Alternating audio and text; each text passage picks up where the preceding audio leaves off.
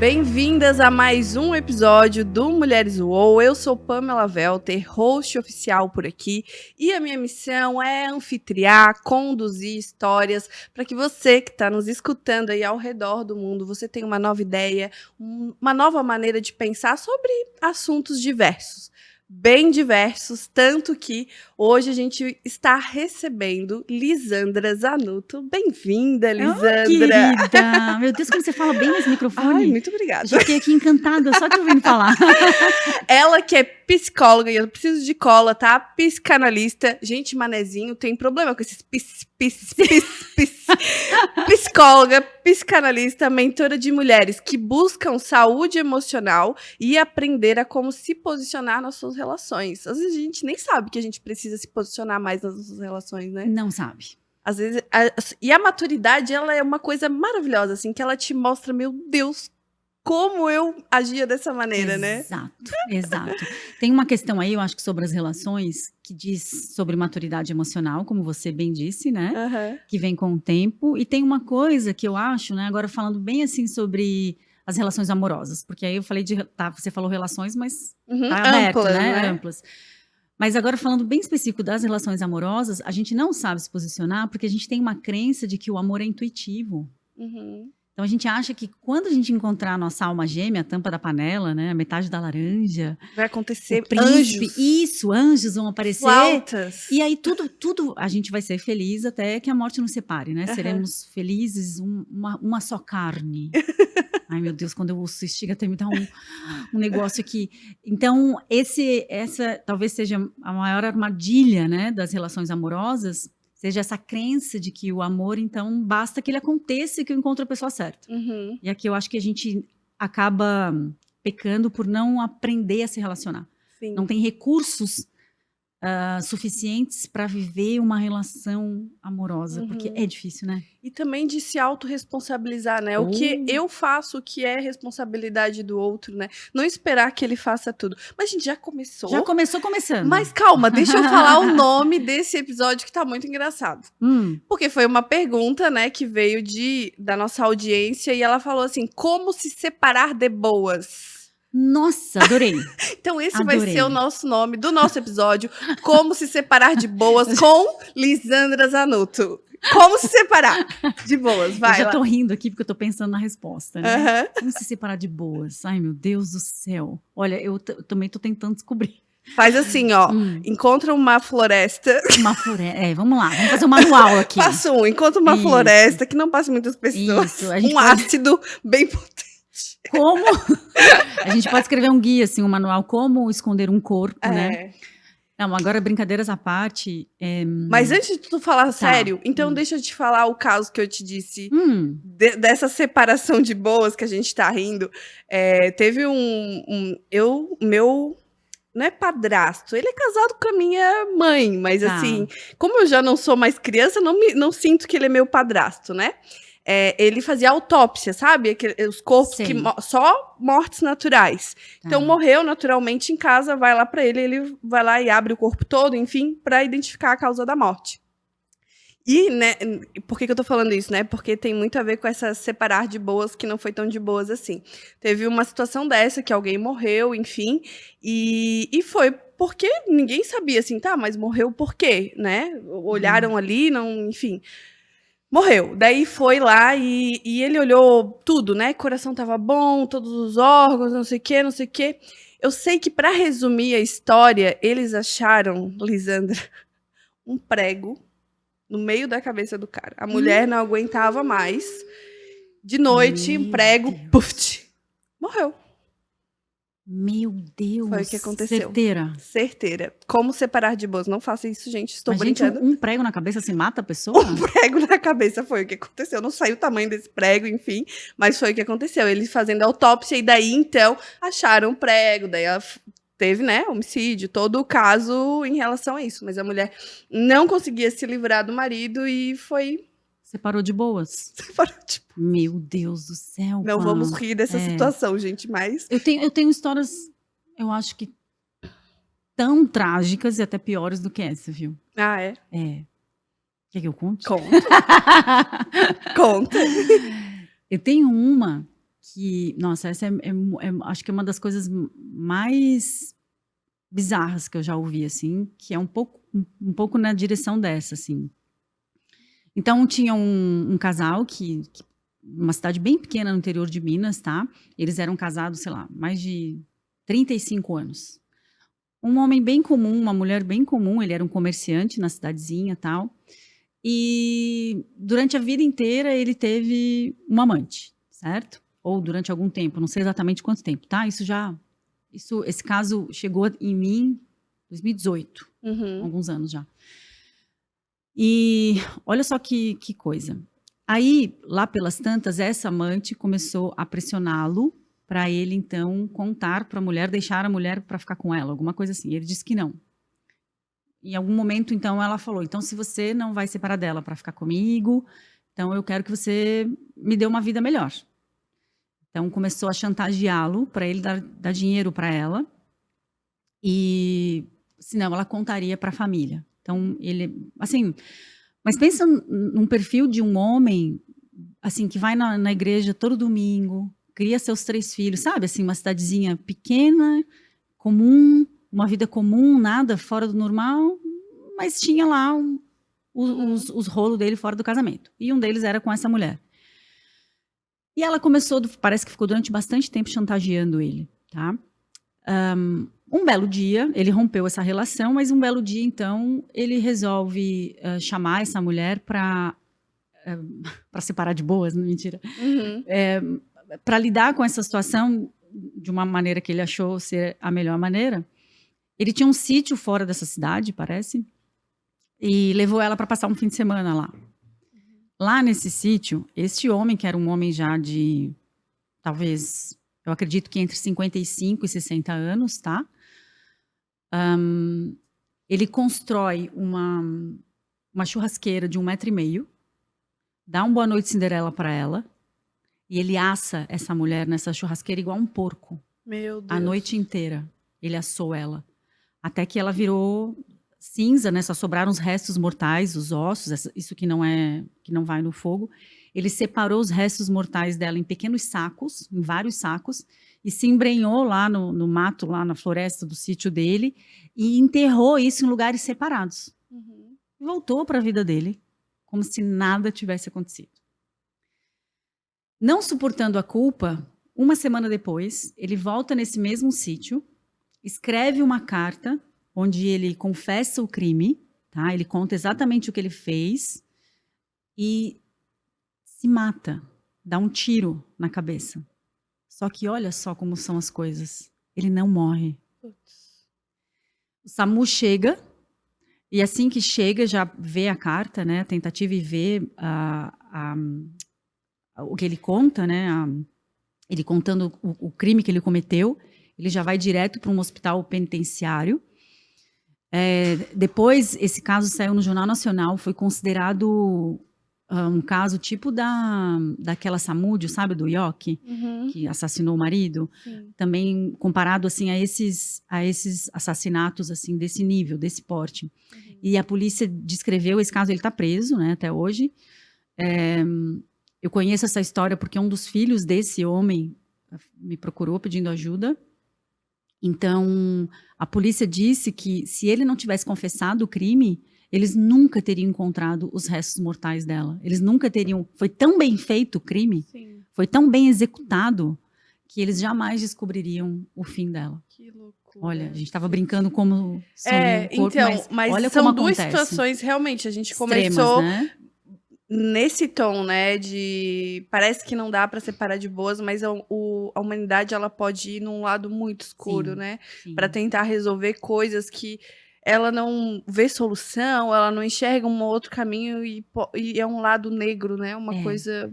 Sabe que tem uma coisa muito interessante, assim, eu nunca vou esquecer, eu fiz uma pós em sistêmica e um dia o professor entrou na sala e perguntou: quem aqui é capaz de matar? Ninguém levantou a mão. Aí ele falou: e se você chegasse em casa agora e a pessoa que você mais ama, talvez o seu filho, estivesse correndo risco de vida e você precisasse matar alguém para salvar a vida do seu filho, quem aqui mataria? Todo mundo. Todo mundo. Com Então, certeza. todos nós somos capazes de matar. Tudo Uhum. vai depender da situação e do contexto. Tudo vai depender, realmente. Que mãe não mataria para Que mãe não proteger mataria. o seu filho? Exatamente. É instinto, né? Liz, mas assim, né, tirando essa parte, né, que a gente entrou Nossa, num lugar já lá começamos bem down, leve nessa conversa. tem como se separar de boas? Tem, claro que tem, ainda mais se elas forem minhas alunas, né? Na verdade, assim, eu acho que é importante eu contextualizar, né? Eu me formei em psicologia lá na Itália e eu vivi uma separação dolorosa quando meu filho tinha 1 ano. Então, eu fui morar na China, eu era comissária de bordo. É que eu já sou bem rodadinha, né? Nossa, Eu só tenho, assim, não, essa eu cut. acho experiente. Eu só tenho, assim, uma... Não, mentira. Eu sou bem rodadinha já, né? Vou fazer 47 anos. Então, eu casei a primeira vez aos 23. Eu era comissária de bordo, ele era piloto. Nós fomos morar na China por conta de trabalho. E lá eu fiquei grávida, tive meu primeiro filho. E quando ele tinha 1 ano, eu me separei e voltei para o Brasil. Tudo que eu tinha para recomeçar a minha vida era um filho de 1 ano embaixo do braço e 8 malas. Nossa. E assim eu recomecei. Tive que me reconstruir, entrei numa depressão muito profunda, tive que buscar ajuda terapêutica, me refiz, juntei meus caquinhos, né? Falei que eu nunca mais ia casar. Por que ela foi traumática, a separação? Olha, é difícil a separação que não é traumática. Talvez, na literatura, a gente encontra que a separação é um dos traumas mais subestimados pela nossa sociedade. A gente não tem ideia dos efeitos, né, tanto no campo psíquico, emocional, quanto no prático, do que é uma separação. Então, no primeiro momento, ela é traumática ou pode ser traumática, porque ela cinge, ou ela quebra, ela rompe, ela destrói o sonho, às vezes, de uma vida inteira. Ninguém nunca imagina que vai passar por uma separação. Não está nos planos de vida de ninguém. Sabe o vision board, lá, o quadro dos sonhos, ou tudo que você pensa, ou nós nos desenvolvemos, Pamela, para os relacionamentos. Justamente porque a gente precisa procriar e perpetuar a espécie, né? Então, o nosso destino é se desenvolver, crescer, encontrar um par e passar a vida adiante. E nesse caminho, ninguém pensa assim... Ou ninguém colocou lá no seu projeto de vida, não, eu vou casar, e daí quando eu tiver 10 anos casada, eu vou me separar, porque daí eu quero viver uma outra coisa na minha vida. Não! Todo mundo, quando encontra alguém, entende que vai passar o resto da vida com essa pessoa. Então, é um desconstruir muito grande. São várias mortes em muitos níveis, em várias camadas. E uma separação, ela sempre nos remete a perdas anteriores. Então... A gente já começa, desde a nossa vida, muito cedo se separando. Nossa primeira separação é da barriga. Depois a gente vai para o seio. Depois a gente separa do seio. Depois a gente separa da mãe. Né? Então, todas essas separações, elas vão criando marcos psíquicos. Elas vão criando registros. E da maneira como aquele bebezinho, aquela criança que está se desenvolvendo, vai vivendo essas separações, isso tudo vai organizando e estruturando esse psiquismo e dando estrutura ou não para que essa pessoa lá na frente, quando ela viver outras perdas, ela tenha estrutura para lidar ou não. Então, a maneira com que uma separação vai afetar ou vai me afetar vai depender muito de como é que eu vivi essas separações no meu desenvolvimento durante a minha formação. Então, olha quantos rompimentos a gente passa ao longo da vida. Sai da barriga, depois sai do seio, depois desconecta da mãe, porque o bebê, quando ele nasce, ele se entende, ele se percebe uma célula una com a mãe. O bebê entende que ele é uma extensão do corpo da mãe. Até os 6 meses, né? Por aí ele começa a perceber que ele não é. E aí tem a dor da separação. Isso, que vai aparecer entre o 9º e o 10º mês. Aí começa mesmo a viver essa separação. Ele começa a entender que ele é um e a mamãe é outro. Que daí, quando ela dá tchau, daí ele sente dor, porque ela tá indo embora, né? Isso, ele começa a se entender como um ser separado dessa mãe, e ali ele começa o processo dele de individuação. Então, como essa criança que está se desenvolvendo e a estrutura psíquica dela também está se formando, a maneira com que isso vai sendo feito é a maneira que vai se organizar esse psiquismo, esses afetos, e a maneira com que essa esse serzinho que vai se tornar um adulto, um indivíduo, um sujeito, é a maneira com que ele vai lidar depois com as separações, com as perdas na vida dele. Então, vamos pensar que uma criança que tem uma mãe que está saudável emocionalmente vai fazer isso de uma maneira, por exemplo, né? Você tem um filhinho de 1 ano. Sim. Então, você deve estar agora enfrentando isso. Essa adaptação dele, por exemplo, ficar longe de você. Sim, ele começou a ir para aula, né, no começo desse ano. Então teve ali 2 meses de adaptação, muito estresse. Isso, mas você não chega lá e deixa ele a tarde inteira e depois pega. Não, você vai uma hora, fica com ele. 2 horas, até ele entender que eu vou, mas eu volto. Isso, exatamente. Então, está sendo feito de uma maneira progressiva para que ele crie um apego seguro com a figura materna, e a partir desse apego seguro, ele vai para a vida, se constitui e se relaciona a partir de um apego seguro. Mas imagina que essa mãe talvez não tenha tempo, não tenha consciência, não larga lá e vai embora. Que tipo de apego essa criança começa a desenvolver? Talvez não seja uma mãe tão saudável emocionalmente. Se for uma mãe que esteja deprimida, que seja, sei lá, que tenha algum quadro, que tenha... Entende? Dependendo desse contexto, tudo isso vai estruturar isso, vai organizar esse bebê que vai se tornar um adulto com essa estrutura para depois lidar com as perdas de acordo com aquilo que ele internalizou, né? Que ele introjetou dentro dele sobre as perdas. Então, separar de boas é possível? Tá? Na maioria das vezes não é. Na maioria das vezes não é. Por quê? Porque se trata disso, assim, por mais que essas duas pessoas queiram, por mais que essas duas pessoas olhem e digam, olha, foi incrível o que a gente viveu, mas aqui acabou, ainda assim, não é só sobre o outro, e não é só sobre essa relação, é sobre como eu vivenciei perdas. Por exemplo, você perguntou por que foi tão traumático para mim. Aos 3 anos de idade, o meu pai era caminhoneiro. Meu pai saiu para ir viajar a trabalho e nunca mais voltou.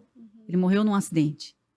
Então, quando eu vivo um relacionamento e esse parceiro vai embora, eu reatualizo o afeto da figura masculina, da figura paterna, que um dia foi embora e nunca mais voltou. Então, é uma dor intensa, porque ela me coloca lá no momento do meu trauma, entende? Então, é como se eu trouxesse um trauma, agora, nesse momento da separação, que estava lá em algum lugar bem escondidinho do meu inconsciente, e isso é reatualizado quando eu vivo uma separação. Sim, é como se tivesse uma ferida e tu aprofundasse ainda mais dentro daquela ferida, né? Isso, exatamente. Então, quanto mais questões essa pessoa tem na subjetividade dela e no psiquismo dela com relação a separações, perdas, abandono, rejeição, dependendo da história dela, mais essa separação pode ser difícil, traumática, dolorosa. Porque vamos pensar o seguinte, Pan, olha só. Uma relação que é boa, ela não acaba. Né? Uma relação que é boa, se eu vivo bem, você vive bem numa relação boa, por que a gente vai separar? Sim. Uma relação que está acabando, ela não é boa. Ou para um, ou para outro, ou para nenhum dos dois, certo? É um copo cheio de gotas d'água, né? Ele não transborda do nada. Isso. Por que não é uma relação mais boa para mim e boa para o outro, onde um dos dois não é feliz? Porque ainda assim a gente sofre, né? Ah, então tá. Pela separação, pela... né? Então você não quer mais, eu também não quero, então, ou... você não quer, mas eu quero, mas tudo bem. Se você não quer, né? Não tem como você ficar com alguém. Então, vamos seguir a nossa vida, você vai pro seu lado, você vai pro outro. Não. Né? As pessoas, às vezes, ficam anos. Naquele luto, né? Isso. Anos. Anos e anos e anos. Sim. Eu já tive alunas, né? Um dos programas que eu tenho, o primeiro programa que eu lancei na internet chama Programa Separei Agora. Lá em 2015, eu lancei a primeira turma. Eu já tive alunas que chegaram no meu programa... Elas estavam 16 anos separadas. 10 anos separadas. 8 anos separadas. E não tinham superado ainda a separação. Exatamente. É muito louco. Tu falou que tu se separou no primeiro ano, né? Existem estudos que as separações ocorrem muito, né? Nos primeiros 2 anos. 2 anos de vida do primeiro filho, principalmente. Do primeiro filho. E tu consegue colocar em palavras, assim, porque eu consigo em sentimentos. Assim, tudo que eu senti, como foi difícil. Mas em palavras, por que isso acontece? Por que a gente se separa tanto no primeiro ano de vida, no segundo ano de vida de um filho? A configuração do casal muda, né, completamente. Então vamos pensar que 2 pessoas que se juntaram, resolveram compartilhar a vida, casar e construir. Então vamos pensar, cada um vem do seu sistema familiar, com suas crenças, com seus valores, e aí os 2 estão ali, tá? Então, vamos pensar numa relação bem comum, né? Namora, casa, vai morar junto, depois de um tempo tem um filho. Então, já não é mais a mesma constituição. Antes eram 2, agora são 3. Uhum. E esse 3 vem para... Esse 3 é ótimo. Esse terceiro entra, né? E ele vira prioridade, isso, né? Pelo menos de um deles, ele vira prioridade, né? O Freud dava um nome, né, para esse primeiro ano de vida do bebê. A Sua Majestade o Bebê. Justamente porque a Sua Majestade o Bebê requer toda a atenção. E o primeiro ano de vida de um bebê é assim, né?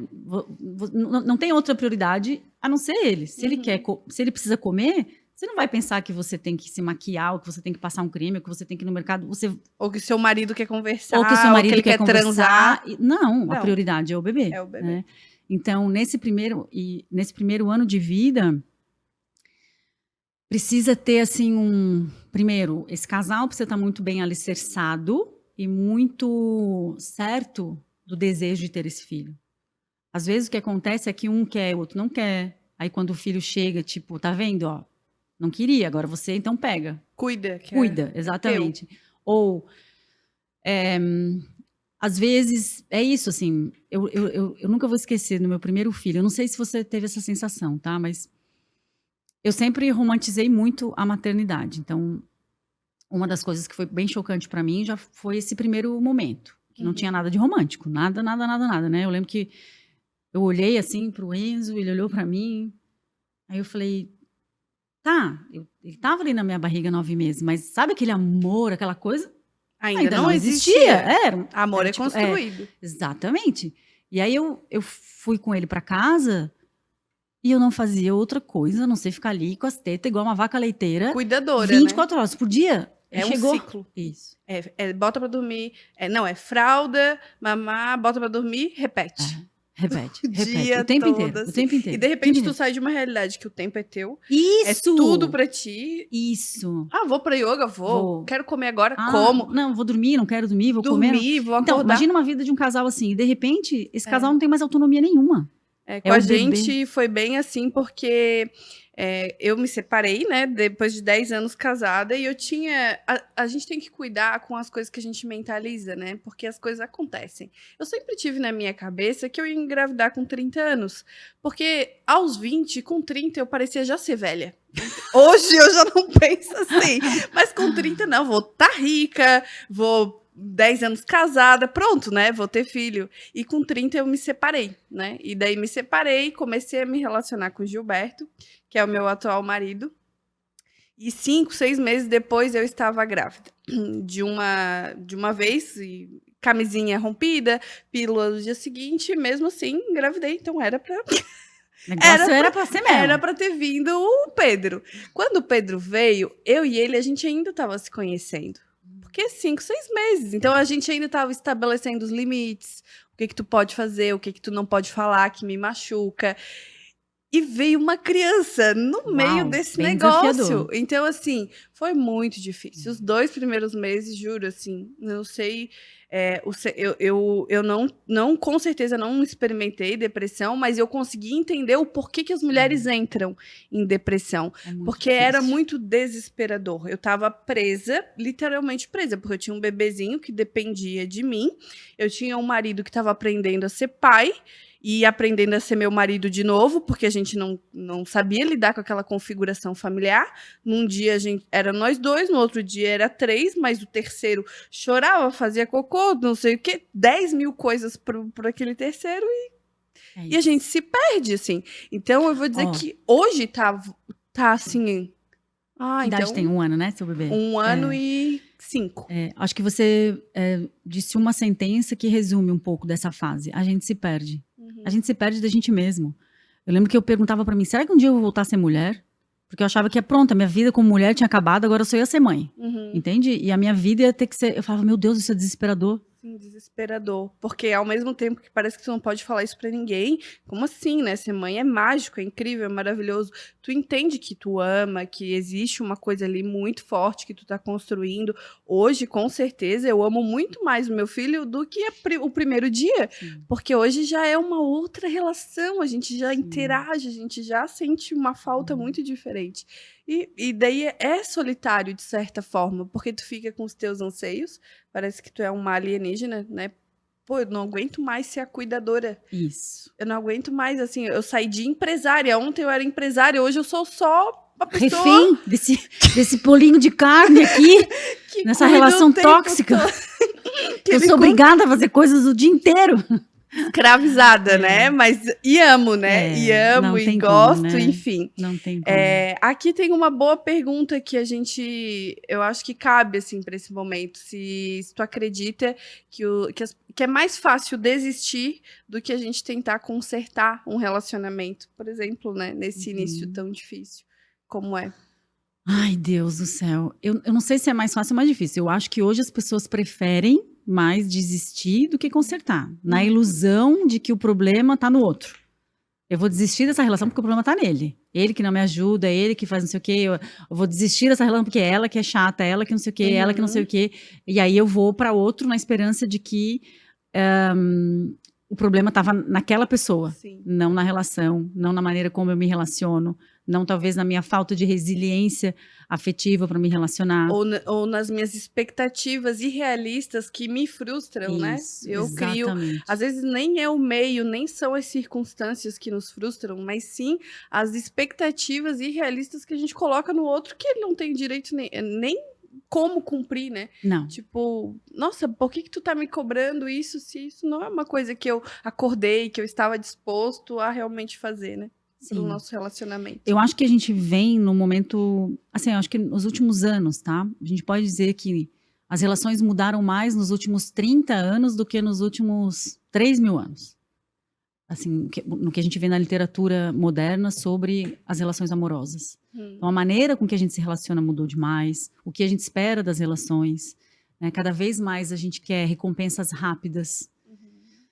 Eu fico pensando na geração dos meus filhos, como é que essas próximas gerações vão se relacionar, né? Porque cada vez mais a gente quer isso, né? Quero ter 30 anos, ter dominado o mundo, tá rica, tá relacionada, pronto. Né? Não, agora eu quero usufruir. Vida resolvida. Vida resolvida. Quando a vida nunca está resolvida. Né? E uma relação... Talvez aqui exista um grande equívoco. A gente entende as relações como um destino final. Pronto. Casei, fui na igreja, fiz votos, contrato, assinatura. Check. Isso. Agora, pro resto da vida, né? Pronto. Né? Não precisa nem me preocupar mais com isso. Agora eu vou cuidar de outra coisa. Mas não, né? Se relacionar é todos os dias. E aquele cara que você se relacionou, que você conheceu há 1 ano atrás ou há 10, não é mais o mesmo. Assim como você também não é mais a mesma. Você não é a mesma de ontem. A gente está o tempo inteiro mudando. E assim, porque se a gente vai buscar permanência e estabilidade nas relações, é a morte. Primeiro porque é uma ilusão, a permanência e estabilidade não existe, né? Assim, no sentido de não tem como você querer controlar isso. E a segunda coisa é muito difícil você suportar alguém que não muda e é sempre o mesmo o resto da vida. O desejo morre.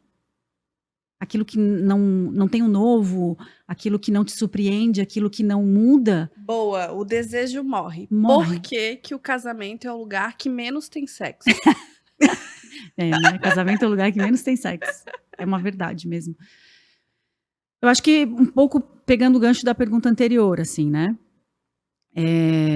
O quanto a gente acredita que uma relação é um destino final. Olha só, semana passada eu atendi uma paciente, uma médica, e ela tá separada há 1 mês, tá?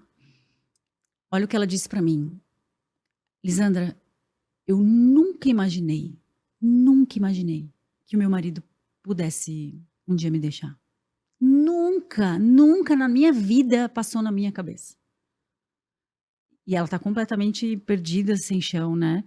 E eu falei, mas por quê? Simplesmente porque a gente tinha um bom casamento e se davam bem, assim, tinha uma vida sexual ativa, tinham planos, viajavam, sei lá, 3 meses atrás ela estava em Paris. Tudo bem que foi uma viagem horrorosa, ela contou que eles brigaram a viagem inteira e tal, mas assim, ela falou, eu nunca imaginei que eu um dia fosse passar por isso. Por conta disso, assim, a gente se acomoda muito, a rotina, ela aniquila uma relação, se a gente não tiver presente para isso.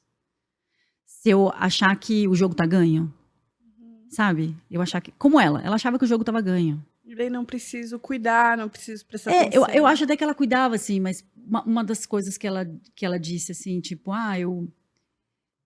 eu não me preocupava muito o jeito que eu não tratava ele, assim. Era meio que, eu achava que tava tudo bem sempre, que depois de alguns dias tudo ia ficar bem, como sempre ficou. Mas até que durante, sei lá, eu não sei exatamente quanto tempo essa pessoa estava casada, mas vamos pensar que durante 20 anos ele suportou aquilo. Mas um belo dia, essa pessoa vai mudando. E um belo dia essa pessoa diz, não quero mais. Sim.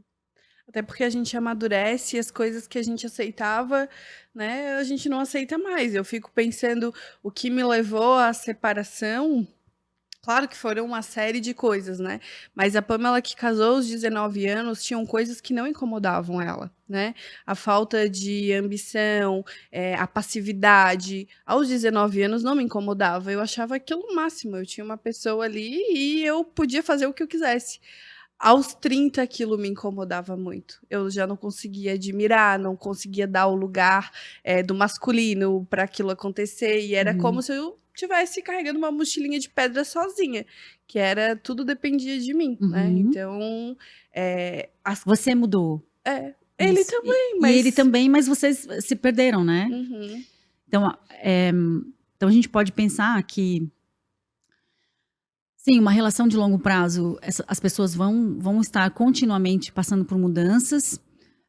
Precisa ter uma parte desse casal que tenha uma vida juntos, mas cada um precisa manter a sua individualidade e a sua identidade, o que é muito difícil, né? Sim. Porque geralmente a gente se relaciona e fusiona com o outro e vira um bololô. Eu não sei mais o que é meu, o que é do outro, o que eu gosto, o que eu gosto, o que o outro gosta, o que eu quero, o que o outro quer. Sim. E ali eu me perco do outro. Então eu acho que esse limiar entre o que é meu e o que é do outro, a vida, a minha identidade, a minha individualidade e a vida dois, nisso a gente se atrapalha, nisso a gente se perde.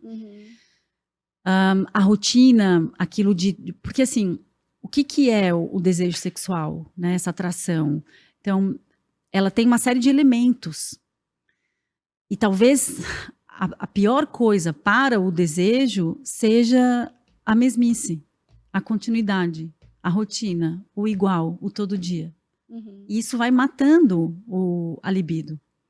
Então, é uma tarefa do casal que quer ter uma relação íntima, saudável e usufruir disso juntos, também investir nisso. Né? Também tá apostando nisso o tempo inteiro. Não, nunca. Eu sempre falo, a vida não nos dá garantia em nada. E o amor também não nos dá garantia. Muito menos, eu diria. Muito menos, mas a gente quer garantias. A gente acha que se eu caso e o outro me ama, eu tô aqui, eu tô garantida e segura. Né? Se o outro disse sim, mas eu posso até dizer para você, olha, eu prometo viver o resto da vida com você, até que a morte nos separe, nos tempos bons, ruins, saúde, alegria, tristeza, amor. Mas daqui a pouco aquele eu também não vai mais existir, que é aquilo que a gente essa é a pior promessa que alguém pode fazer, porque você conversando. nunca sabe se você vai poder sustentar essa promessa. Entende? Por quê? Porque você não sabe quem é a Pamela que você vai ser daqui a 10 anos. Sim. Mas uma das coisas que a gente começou a conversar aqui antes das câmeras ligarem é que justo nessa linha de é mais fácil desistir do que lutar por uma relação, porque a gente está achando que o problema está sempre no outro, né? Então, é ele que, sei lá, não me dá atenção, enfim, daí eu troco de relacionamento, às vezes troco de problemas, mas continuo olhando para o que o outro não faz. E eu acho que, principalmente essa nossa geração, né, de mulheres que dominam, que são independentes, que, enfim, né, no nosso contexto atual, é muito fácil tu dizer tchau para um homem.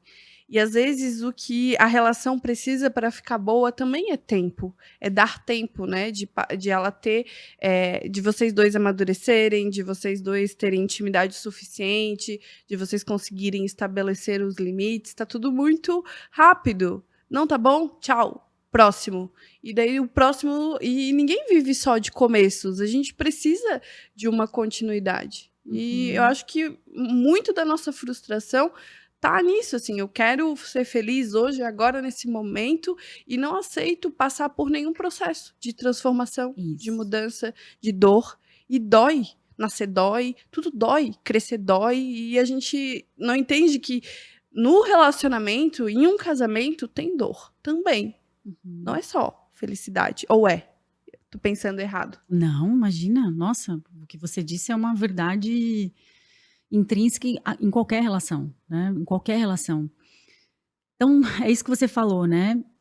Se a gente quer um celular novo, a gente vai e compra. Se a gente tá de saco cheio do nosso carro, a gente vai lá e troca, você trabalha. Ou se você compra uma coisa e quebra, você vai e troca. A gente tá cada vez mais acostumado a essas recompensas rápidas, né? Junto com a era Dopamina. junto com a era do eu mereço ser feliz, né? Não, eu mereço ser feliz e agora eu só quero coisas que me tragam felicidade. E junto com a coisa das mídias sociais, né, que mostram uma vida perfeita nos outros relacionamentos, a grama do vizinho é sempre mais verde que a nossa. Então, quando eu olho para a minha relação, e a minha relação tem frustração, tem rotina, tem tédio, tem solidão, tem, às vezes é solidão, às vezes a pessoa se sente sufocada, né, porque um sufoca o outro. E aí eu olho e falo, não, isso aqui tá errado. Eu vou procurar, não, vou sair dessa relação aqui porque eu mereço ser feliz. Mereço mais. Mereço mais. As pessoas precisam entender que as relações são cíclicas, né? Nenhuma relação é boa o tempo inteiro, porque nem a gente é bom o tempo inteiro. E a vida não é boa A o tempo vida inteiro. não é boa o tempo inteiro. Isso Ninguém repete, né, é bom o o tempo padrão. inteiro. Então nós somos feitos de luz e sombra, e a relação também é. E essa sombra, ela vai aparecer na relação. Cada vez mais as pessoas querem fugir da tristeza, fugir da frustração, fugir do que é difícil, né? Então, porque a gente entende que isso é ruim. Se eu tô triste é porque tem alguma coisa errada. Tudo bem, tem alguma coisa errada, mas aquela tristeza, ela também tá dizendo algo para que você e o teu parceiro cresçam, se desenvolvam, aprendam um com o outro. É parte do processo, É parte né? do processo. Onde vocês vão passar. Exatamente. A tristeza e a alegria são 2 afetos primários super importantes. E qualquer coisa que nos deixa triste ou frustrado, a gente quer fugir, a gente quer pular essa fase, né? Como se fosse possível uma relação ser boa o tempo inteiro ou para as 2 pessoas. Não vai ser, para ninguém. É que a gente, aqui que tá aquela linha muito difícil de a gente identificar, porque existe mesmo a agressão, existem relacionamentos não saudáveis que realmente não merecem continuar, que a mulher ou o homem continue insistindo naquela relação, né? Existem abusos, tanto físicos, tanto emocionais, que não deveriam ser tolerados. Mas é entender, tá, isso aqui, estabelecer limites, a gente tem muita dificuldade, né? Cara, isso aqui, ó, isso aqui não aceito, isso aqui é inadmissível pra mim. Isso aqui eu consigo trabalhar, consigo te perdoar, consigo, enfim, né? Onde é que tá essa linha de que isso aqui é intolerável? Isso aqui é uma coisa que é um processo. A gente tá passando, a gente tá se identificando juntos, como casal, como pessoas, e vai passar por esse processo, né? Consegue trazer uma resposta em relação a isso? Eu Onde acho é que tá esse limite? eu acho que é bem difícil, assim. Eu acho que o que eu procuro sempre trabalhar muito com as minhas alunas, com as mentoradas, né? Eu tenho uma mentoria que chama Reprograme-se para o Amor. E eu recebo sempre muitas perguntas nas caixinhas, às vezes, é certo aceitar isso? Ou eu deveria aceitar tal coisa? Ou eu penso assim, meu marido pensa assado. É possível eu continuar casada com ele assim? Coisas desse tipo, né? Porque eu acho que a gente mesmo se perde às vezes. A gente não sabe. Qual é o meu limite? Isso, exatamente. Eu acho que no que diz respeito, eu sempre pergunto, né? Certo para quem? Porque o que é certo para mim pode não ser certo para você. O que é certo para o outro pode não ser. Então, primeira coisa, certo para quem? Para sua família, para a sociedade, para sua religião, para você, para o seu casamento, para o seu parceiro. Essa é a primeira coisa. Então, você está perguntando se é certo para quem? E a segunda coisa eu acho que é menos sobre o que é certo e o que é errado, porque certo e errado é uma questão de contexto, parâmetro, valores, princípios. Religião, por exemplo. e mais sobre o quanto me custa estar nessa relação que funciona desse jeito. Porque toda relação ela tem um custo. Sim. Então, quando você entra numa relação, você já está pagando com o custo da tua liberdade. Você já é menos livre do que você era antes. Porque agora você está em relação, num comprometimento com alguém. Então, uma relação implica em abrir mão de um monte de coisa para você Claro. estar ali apostando um monte de outras coisas. Tinha um filósofo que dizia assim, cada escolha é uma renúncia. Isso, exatamente. Então, porque assim, eu acho que é perigoso, sabe, Pamela? Daí aqui eu tô falando do lugar de mulher, que tenho agora um casamento de 17 anos, onde eu já vivi coisas que eu achava que eu jamais... Intoleráveis. Sei lá, falou alto comigo, gritou, mas aí tem o contexto, tem o momento, tem tudo isso. Já vivi coisas difíceis, já vivi coisas que eu não esperava viver. Então eu falo do lugar de mulher, falo do lugar de psi, né, e de que trabalha há tantos anos com esse universo. Eu acho que é sempre importante parar e perguntar qual o custo disso. Então, se eu escolho ficar nessa relação onde para o outro não é possível ser menos agressivo, mudar, ser diferente, falar de forma... Qual é o custo disso? Sim. Às vezes eu fico chateada, às vezes não, mas quer saber? Já tiro de letra e tal. Beleza, superado, né? Não dou conta, Lisandra, isso me destrói. Por dentro. Porque tem mulheres que pagam até com a própria vida para se manter numa relação. Sim. Tem mulheres que o custo é tão alto para se manter numa relação que ela adoece, que ela se perde. Isso. Então você entende que não é sobre um livro de regras onde você pode permitir isso e não permitir isso. Não é sobre isso. Porque tudo vai depender do nosso contexto familiar, entende? Se eu venho de uma relação se eu venho de um sistema familiar, né, de um núcleo familiar disfuncional, onde a fala agressiva, manipulação, chantagem, seja lá o que for, é algo comum, inevitavelmente eu vou me relacionar da maneira adulta com pessoas assim. Entende? Porque é aquilo que eu conheço pelo amor. Eu tô tentando fazer um parâmetro comigo, não consegui. Tá. Porque não era... não é o que eu vivi, assim, no começo. O que eu percebo, e daí eu gostaria da tua opinião. Parece que quando tu fala... meu marido fala assim, eu não gosto que você faça isso. Ele fala, você falou dessa maneira, isso... Teve uma vez que ele me chamou muito sério pra conversar. E assim, num tom que eu nunca tinha ouvido, visto... Sabe aquele tom de separação mesmo, assim? Ele, senta aqui que eu quero conversar contigo. Se tu fizer isso novamente, a gente não vai continuar a relação. E foi uma coisa muito... Eu saí do banheiro pro quarto de toalha, enrolado de toalha, e tinha alguém, sei lá, na cozinha. E aquilo pra ele era uma coisa que eu tava quebrando... percebe? Uma coisa muito séria dentro dele. Como é que a gente vai criar uma regra? E ele falou isso uma vez pra mim. E... check, assimilado, não farei mais isso. Sei que essa questão corporal para ele tem muito, assim, ele se sente constrangido, ele tá toda hora, enfim. E pra você tá ok? Então, não estava tanto, mas depois eu consegui entender o lado dele. Muito bom. Mas o que eu vejo é que às vezes a contrapartida parece que um homem demora, tu tem que falar, não sei se isso é uma verdade, mas ele me falou uma vez, entendi, compreendi, mudei. Às vezes, uma questão que eu queria mudar muito, eu tive que falar muitas vezes. Mas muitas, assim, tipo, meses falando, e hoje tá resolvido aquele negócio. Sabe que eu acho que é um pouco isso, assim, sabe? Muda. Eu já te falei que eu não gosto disso. Ele era muito ciumento. Se tu perguntar pra ele se ele é ciumento, ele vai dizer que não. Ainda bem que ele não vai ouvir esse podcast até o final. Não é verdade? Ele não diz, ele não admite, não. Eu nunca fui ciumento, mas até a cor da minha calcinha ele gravava pra ver se eu voltava com a mesma. Então, assim, ele sempre foi muito ciumento.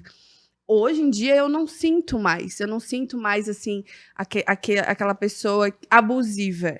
Que em tudo parece que eu tô fazendo alguma coisa escondida ou que não posso. Mas foram meses de construção. Tipo assim, acho que essa foi a coisa mais difícil de superar, o ciúme. Então, é porque o ciúme já tá uma coisa. Você falou de, sei lá, olha, sair do banho é uma situação que são coisas diferentes, assim, sabe? Uhum. Porque olha só, pra você só não sair mais do banho enrolada na toalha quando tiver alguém em casa. Né? Ele não, ele é uma questão de sentimento, de afeto. Então é uma mudança que leva mais tempo. Uhum. Então é um jeito de ele funcionar. Porque o ciúmes, ele tá também conectado a coisas mais profundas, Sim. né? Uma questão dele com ele mesmo, que daí ele projeta nessa parceira. Então, e tem uma coisa assim que é bem importante com relação a mudanças. Às vezes a pessoa quer mudar, mas ela não dá conta. Às vezes a pessoa quer, Uhum. mas a gente não é aquilo que a gente quer ser. Uhum. Ninguém é aquilo que quer ser. A gente é o que a gente consegue ser. Sim. E às vezes a pessoa tá ali tentando, agonizando, mas o melhor que ela pode é aquilo. Sim. Ele teve uma fala esses dias, inclusive, que foi bem boa, assim. A minha reclamação é, poxa, tu sabe que tu tá errado, mas mesmo assim tu se mantém no orgulho. Tu não vem. Eu gosto de resolver as coisas rápido. Eu gosto de brigou, vamos sentar, vamos falar e resolver, resolvido. Tu fica com essa cara amarrada há milhões de anos. Ele falou, Pamela, eu sou orgulhoso, tu não é. Então, ao invés de tu esperar que eu venha falar contigo, fala comigo, porque tu sabe que eu vou conversar. O problema é que eu não consigo dar esse primeiro passo, então dá o primeiro passo. Porque o restante eu consigo, daí ele consegue pedir desculpa, Legal. ele consegue voltar atrás. Uhum. E isso me fez refletir realmente, assim, eu não tenho problema. Tá, obrigada, tá, me fala então o que aconteceu, pelo amor de Deus, que eu quero resolver esse negócio pra gente partir pra próxima briga, que seja, né? Mas eu quero resolver. Vamos mudar a pauta da briga, pelo menos? Vamos mudar, Oh, já Deus. tem tanta coisa aqui pra gente brigar.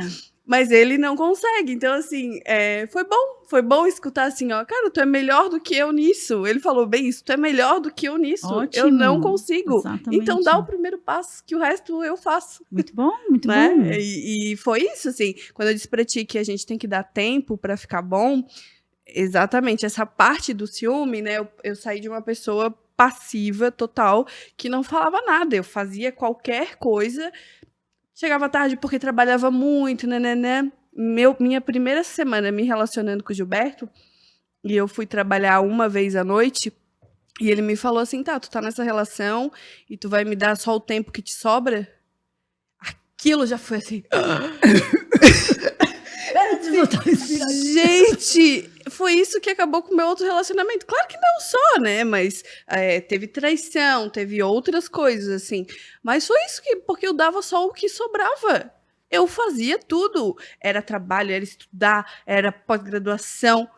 E se sobrasse tempo, a gente almoçava. Se sobrasse tempo, a gente se relacionava. Então, quando ele já veio, né, eu cuido muito. Tipo, com o nosso tempo juntos... Então, é esse tipo de cuidado que às vezes compensa o excesso de ciúme, que a gente vê que, pô, tenta, sabe? Ele tá cuidando de mim.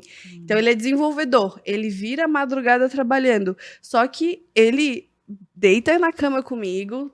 Se a gente tiver que transar, a gente transa para depois ele trabalhar. Ele espera eu dormir. Então, isso é uma forma de cuidado muito boa. Porque tu decidiu trabalhar de madrugada, beleza. Mas tu não vai deitar nunca, então, comigo? Sim, claro. Pra gente dormir junto? Pra gente ter o nosso tempo, já que a gente tem uma criança? Então, isso compensou o fato de eu ter que lidar com uma pessoa ciumenta que eu não sabia lidar. Né? E ter que trabalhar, assim, em mim, essa boa vontade de entender... Tipo assim, é o processo dele, ó, esse aqui é o meu limite. Não fala esse tipo de coisa, não aceito esse tipo de controle, não fale sobre a minha roupa. Eu sou uma mulher de 30 anos, eu sei escolher minha roupa. Então, assim, coisas que você pode falar, coisas que eu não permito que você fale. E aqui você não vai passar. E esse tempo de amadurecimento que a gente está passando e a gente ainda vai passar. Por muitas outras coisas, né? Mas foi o que me permitiu viver um bom casamento. Eu acho que meu casamento é maravilhoso. Mas eu passei pelo Vale das Sombras. E acho que daqui a pouco também vai passar de novo. Muitas outras Passaremos. Só pra te dizer assim, isso. Porque não tem outro jeito, sabe? Mas passaremos pelo Vale das Alegrias também, Isso, né? são ciclos. Se a gente entender que a natureza das relações, ela é cíclica, ela é vida, morte e vida... Ou seja, começa cheio de vida, paixão, planos, sonhos, projeções, idealizações no outro, né? Aquilo que a gente estava falando antes. Sim. Criar as expectativas. Isso, as expectativas, tudo aquilo que eu projeto no outro, que o outro não tem nada a ver com isso, né? Mas eu espero que o outro faça assim, faça assado, tarana, tarana. E aí depois que a rotina vem, que o casamento vem, começa a vir as mortes. O que que morre? Tudo. Precisa morrer até o desejo que seja só bom. Para uma relação durar, até isso precisa morrer. Porque não vai ser só boa. Vai ser boa e ruim. Boa e ruim. Entende? Então, o que que morre? As expectativas, à medida que a minha idealização, minha projeção do outro começa a cair, aí eu começo a entender que o outro não é exatamente aquilo que eu quero que ele seja. Ele é daquele jeito, eu vou ter que aprender a conviver e a transformar aquela paixão num amor, numa admiração, né? Então, aí mortes, nesse sentido de desilusões, os planos, as expectativas, os sonhos, o ideal do outro morre. Porque a paixão, ela só acontece porque 2 mecanismos atuam, que é a negação, eu nego o que está ali diante de mim, só vejo o que eu quero, e a idealização, eu não vejo o outro, eu vejo o que eu quero do outro. Então esse é o mecanismo da paixão, ok? Ele é psíquico e ele é químico, a paixão tem prazo de validade para acabar, ela acaba para todo mundo. Quanto tempo dura? Não sei se eu vou te dar essa informação. Então, na literatura diz que entre 9 meses e até 18. Aí eu tenho um bebê, já passou a Já paixão. passou, Faz isso. tempo, gente. Aham. Quando o Pedro nasceu, acabou a paixão. Acabou a paixão, isso. Então, quando eu vi você falar, né, que logo não tinha feito nem 9 meses, você já estava grávida, eu falei, nossa, como deve ter sido, porque vocês viveram tudo isso juntos. Né? Vocês viveram Todas essa as viradas. desidealização da relação, a frustração, junto com a chegada de um filho. Meu Deus, foram vários movimentos, entende? Uma avalanche. Uma avalanche. Então, quando você diz que você conheceu as trevas, você conheceu mesmo, não tenho a menor dúvida. Conheci. Mas que bom, Pan, que vocês conseguiram, porque toda vez que o casal sobrevive a uma crise juntos, isso é extremamente fortalecedor. Sim. Eu falo que é como, sabe quando a gente passa de nível no joguinho? Eu Você passa de nível. É outra conexão. Aquele 100 anos em um, eu acho que foi isso. A gente vai fazer 3 anos agora, né? Dia 5 de agosto. Porque vai fazer 3 anos. Vai fazer 3 anos. Porque a gente teve o Pedro, então teve 9 meses de gestação. O Pedro tá com 1 ano e 6, eu acho. 1 ano e 5. Então, todas essas fases, né? Entre, te conheci, tô entendendo como funciona a sua personalidade. Realmente, eu consegui ver, assim, o meu ideal, o que eu idealizava. Era tudo o que eu não conhecia, que era o masculino. Porque quando tu vive muito tempo, 10 anos, né, com uma pessoa que não tem um masculino forte, estabelecido, seguro, de repente, quando chega um homem que decide onde tu quer jantar, não pergunta, simplesmente leva, deixa que as coisas deixa que comigo aqui tá resolvido, assim. Tu não precisa ficar empurrando. Uma das maiores coisas que eu vejo minhas amigas, assim, reclamando. Ai, muito parado. Ai, sem ambição. Tipo, acabou porque não vejo futuro. Sabe? Homens... Masculino fraco, né? Masculino fraco, exatamente. E daí a minha sensação, assim, que daí é essa idealização que tu fala, né? Era exatamente, eu transferi a minha mochila de pedras. Eu tava carregando uma sozinha. E de repente eu dei, não leva, e ele levou. E daí isso foi muito bom.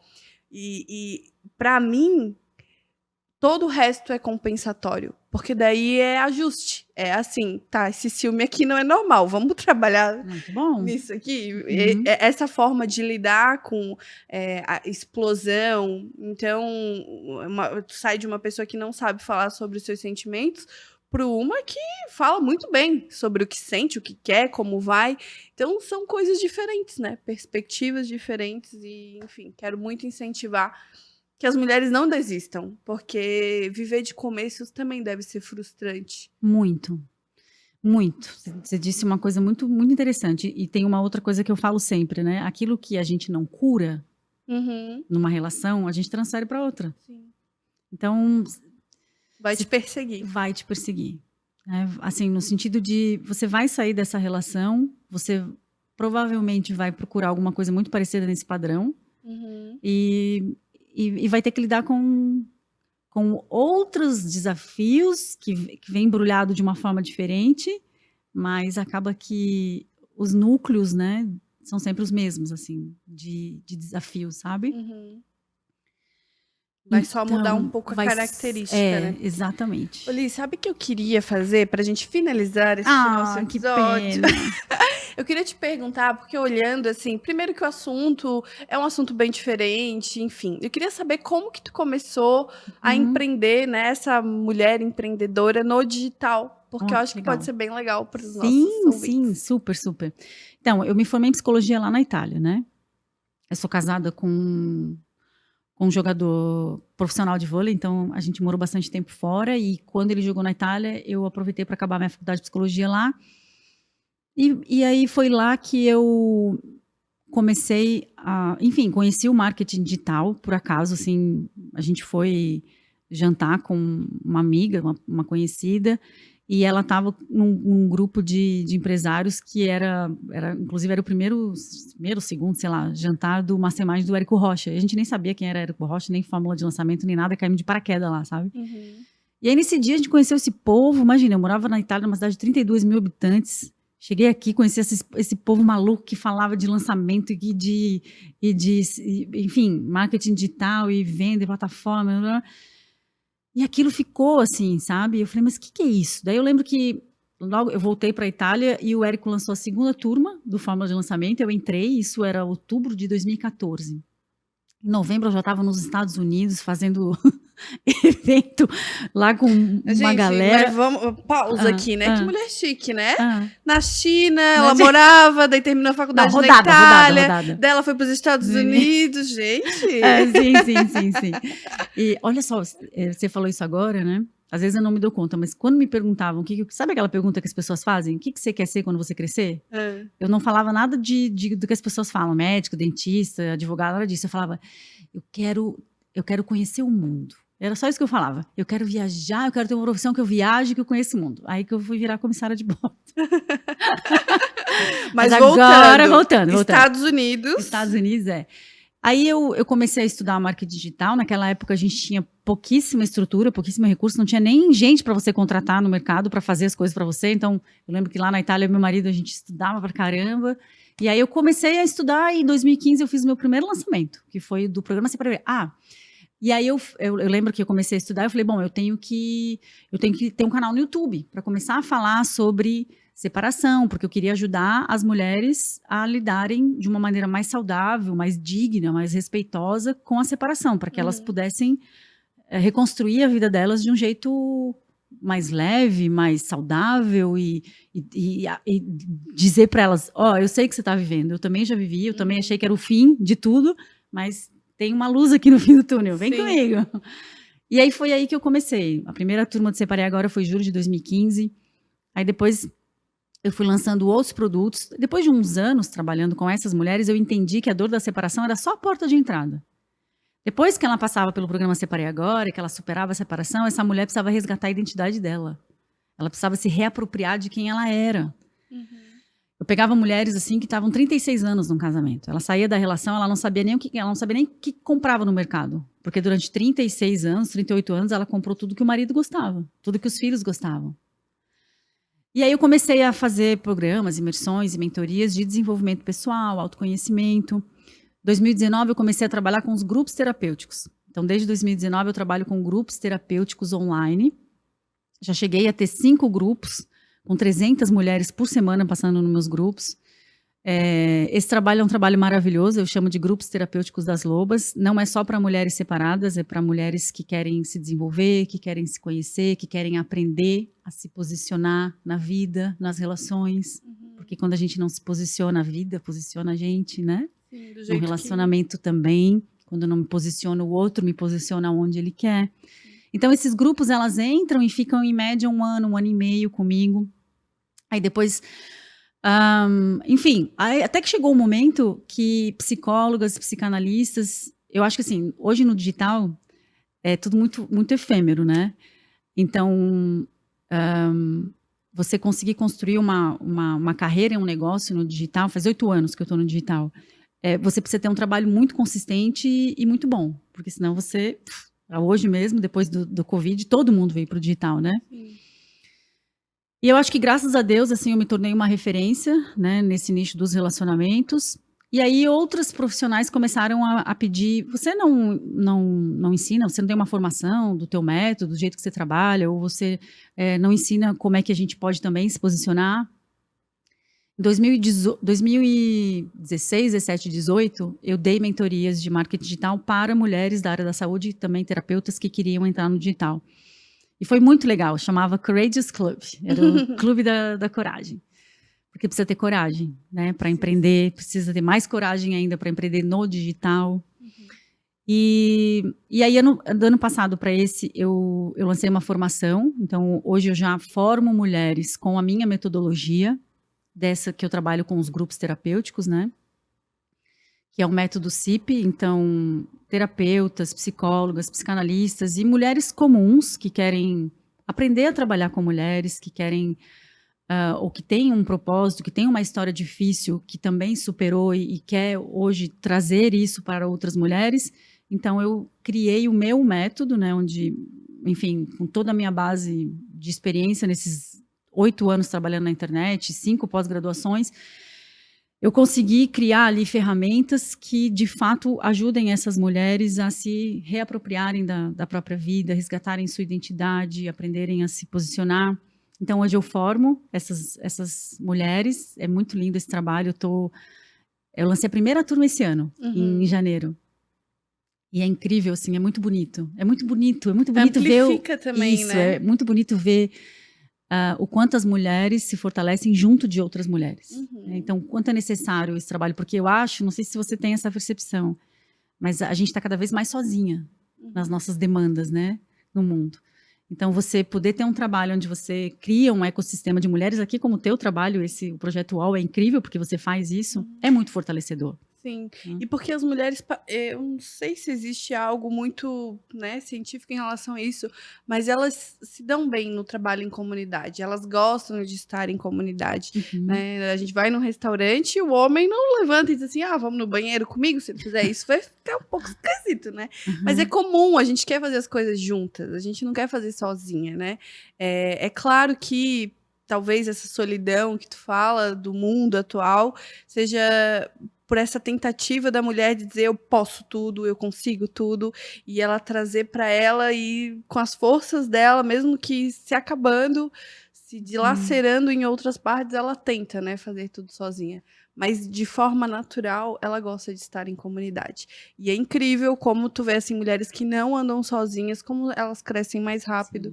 Como elas crescem mais e elas são mais felizes. Sim, sem dúvida. Porque elas podem compartilhar, elas estão ali, né, trocando. Isso é muito bom, é bem fortalecedor. Isso tem muito a ver com a nossa ancestralidade, né? A gente lavava a roupa na beira do rio juntas, criava os filhos juntas, né? Costurava juntas. E antes até, né, quando éramos aí coletores e caçadores, também eram comunidades, né? Sim, ninguém sobrevivia sozinho. Tanto que um filho era criado por aquela todo comuna, mundo. né? Não pela mãe especificamente, exatamente. né? Porque existia uma forma ali, a lei era sobrevivência, e as prioridades mudaram. Realmente, assim, olhar para o Pedro e pensar como vai ser, né, meu filho? Sim, como vai ser, como né? vai ser daqui 10, 15 é muito interessante. anos, quais as relações, como é que vai estar esse mundo doido? Sim. Né? Olha, tá aí, a gente pode falar outro podcast. Poderia. Liz, muito obrigada. Eu que agradeço, adorei pelo coração o papo, aberto, pelo papo, enfim, né, pela experiência. Muito obrigado por trazer todo esse teu conhecimento e, assim, tenho certeza que é só o primeiro podcast. Opa, adorei. Já vou deixar aqui o meu convite também para você vir pro Pod Liz. Então claro, tá bom. Porque as mulheres também precisam conhecer o teu trabalho. Super. Muito obrigado e até o próximo podcast. Obrigada, foi um prazer, viu? Prazer foi nosso.